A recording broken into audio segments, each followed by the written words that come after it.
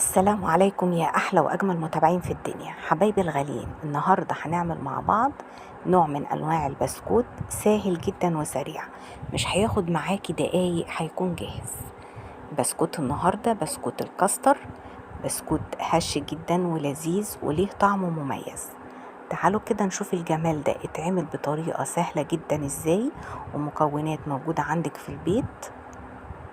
يا سلام عليه الصبح بقى مع كوباية الشاي بلبن، روعة. يلا نقول بسم الله ونبدأ طريقتنا. أول حاجة هنزل في بولة كده ب2 بيضة بدرجة حرارة المطبخ، ولازم البيض يكون بدرجة حرارة المطبخ.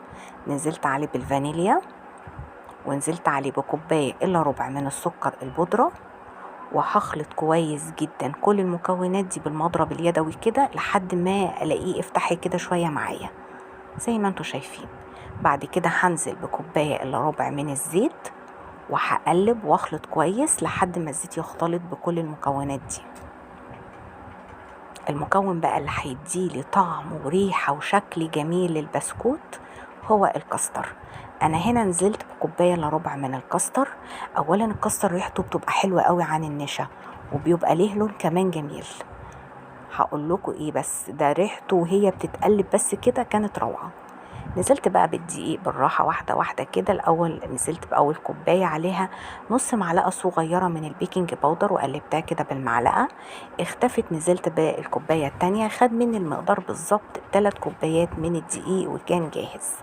بس أنا بحاول إن أنا منزلش كمية الدقيق كلها مرة واحدة، يعني الدقيق زي ما قلنا بيختلف من نوع للتاني حسب امتصاصه للسوائل زي ما انتوا شايفين كده بالمعلقة. وطبعا البسكوت ما بنعجنهوش كتير علشان ما ينشفش معانا، عشان لو عجناه وقعدنا نعجن فيه هيعضم معانا وينشف. يعني ايه عضم؟ يعني تلاقيه ناشف معاكي. بضيف شوية شوية كده وببدأ اختبر العجينة، بلاقيها زي الملبن في الايد، لا بتشقق ولا بتلزق. شايفين؟ ولما تيجي تختبري بقى العجين لازم تكون ايديكي نظيفة، يعني ما تكونش مقلبة بيها. شايفين بتنيها كده وافردها، مفيش تشققات خالص، تبقى العجينه معاكي كده ناجحه. يلا بينا بقى نبدا في التشكيل.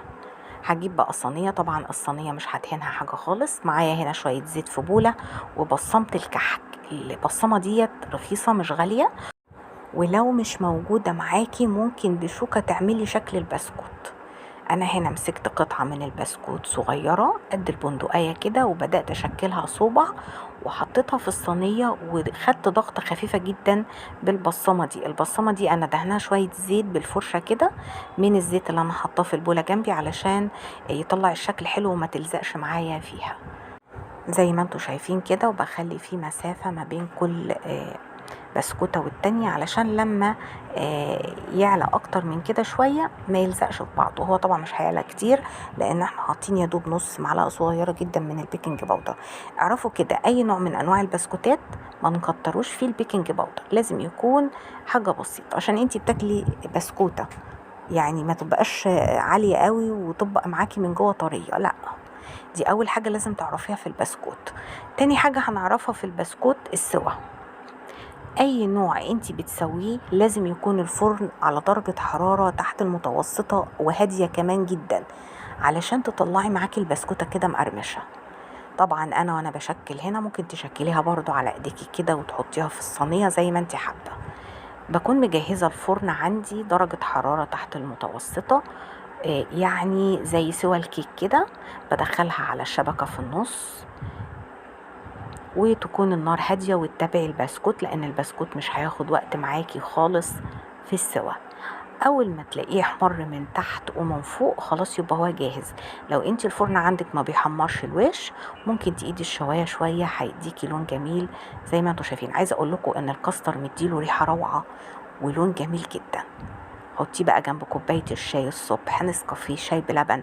ممكن كمان تحطيه لأولادك معاهم في المدرسة، تاخديه معاكي الشغل. أولا هو متماسك مش هيتفرفت معاكي وطعمه لذيذ. حبايبي جربوه وأنا متأكدة جدا إنه هيعجبكم، وبألف هنا.